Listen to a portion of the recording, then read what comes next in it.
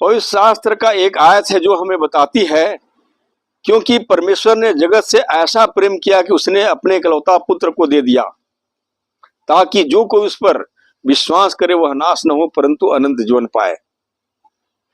और कई लोगों को यही सजेस्ट करते हैं कि केवल विश्वास कर ले, बपतिस्मा लेना आवश्यक नहीं है।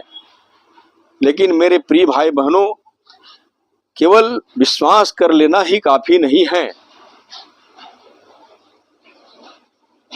उसकी आज्ञाओं को मानने की जरूरत है। यदि आप विश्वास करते हैं तो अपने उस विश्वास को अपने कामों के द्वारा प्रकट करना होगा। और हम देखते हैं कि जब परमेश्वर ने देखा कि संसार का पाप बहुत बढ़ गया है, तब उसने मन में ठान लिया कि मैं इस संसार को जल प्रलय के द्वारा नष्ट कर डालूंगा। और उसने नूह से बोला कि देख, संसार का पाप मुझे देखा नहीं जाता है, इसलिए मैं इस संसार को जल प्रलय के द्वारा नाश कर डालूंगा, इसलिए तू क्या कर। उसने उन तमाम बातों को बताया कि उसे क्या करना है, और जिस तरह से परमेश्वर ने नूह को आज्ञा दिया था वैसा ही उसने किया। और सचमुच में प्रियो, हम देखते हैं कि जल प्रलय के द्वारा सारा संसार डूब करके नाश हो गया था।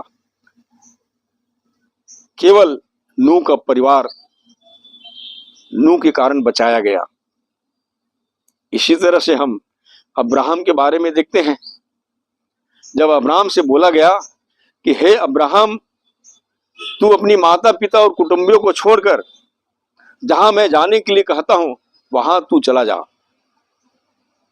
अब्राहम ने किसी से सलाह नहीं लिया और परमेश्वर की बातों को माना, उसकी बातों पर विश्वास किया, और जैसा परमेश्वर ने कहा था वैसा उसने किया।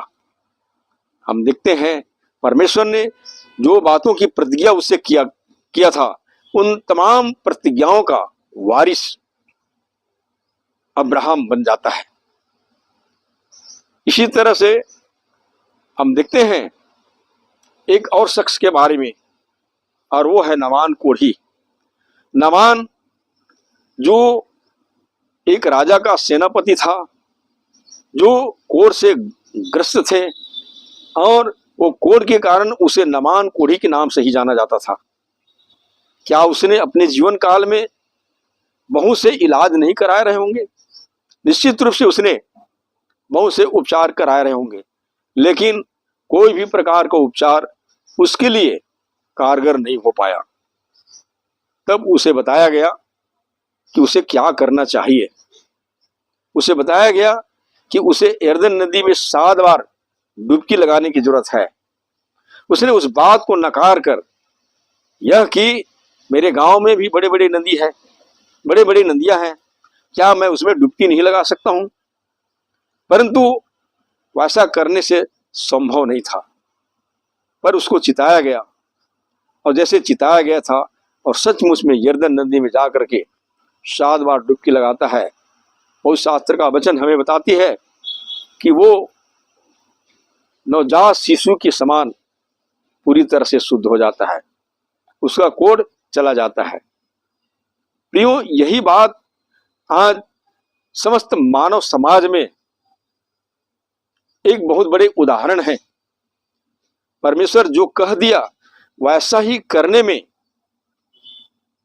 मनुष्य की भलाई है, मुक्ति है, कल्याण है।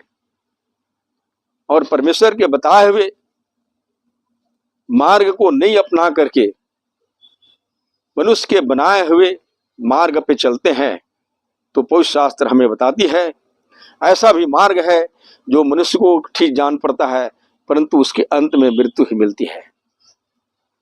तो प्रियो, हम ऐसा मार्ग का चुनाव करें जो सचमुच में हमें स्वर्गीय पिता तक पहुंचाता है, परमेश्वर तक पहुंचाता है, स्वर्ग को ले जाता है, जीवन तक पहुंचाता है।